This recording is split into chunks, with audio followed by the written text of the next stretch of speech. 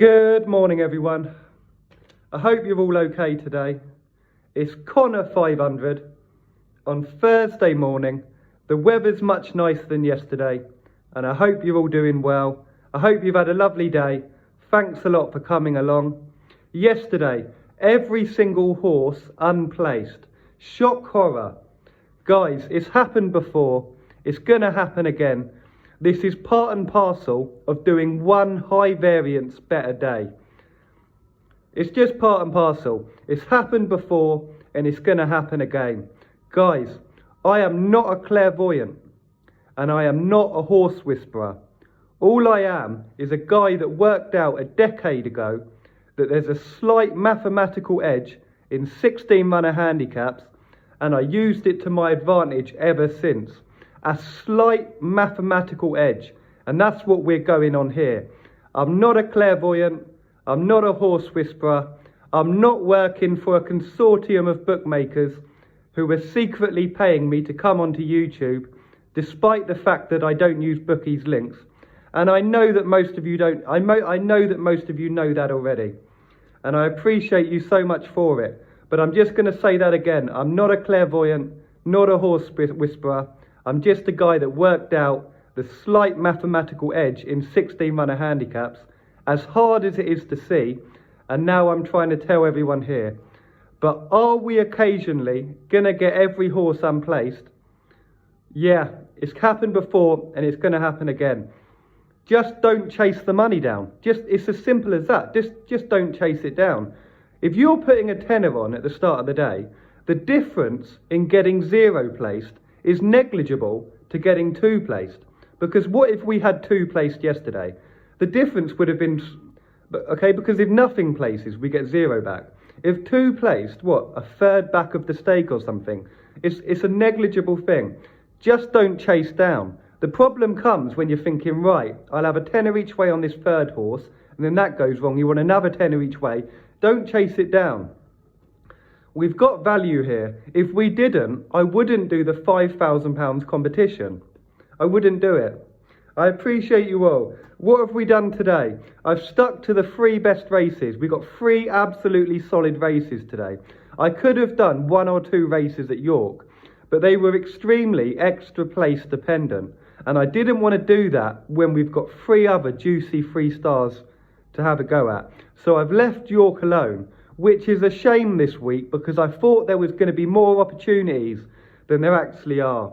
There's 1 or 2 nice opportunities at York tomorrow, but there's none today.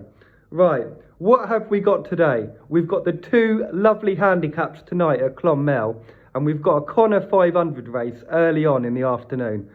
Is there a big chance that every single horse is going to lose today? Yeah, of course. Our margin on this channel is 10-20%. It literally says that in the description. We're only going to make 10-20% in a year. So you've got to expect a lot of losing days throughout that year. Right, we're starting off in the 235. We've got Daiquiri. We've gone Daiquiri 10-1. Okay?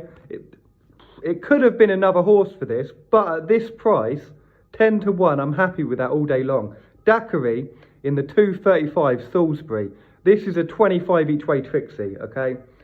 Viking Hoard, 12-1 currently in the 645 at Clonmel. That's the second. Viking Hoard, 12-1, 645 Clonmel.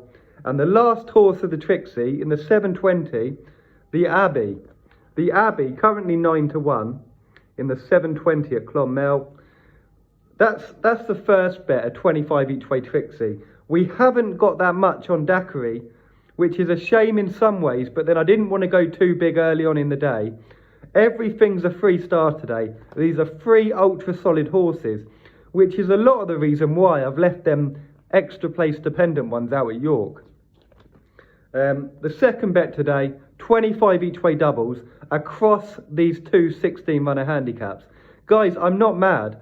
I know that 95% of people look at these handicaps and they say, these are the worst betting races to bet on ever. But that's completely wrong.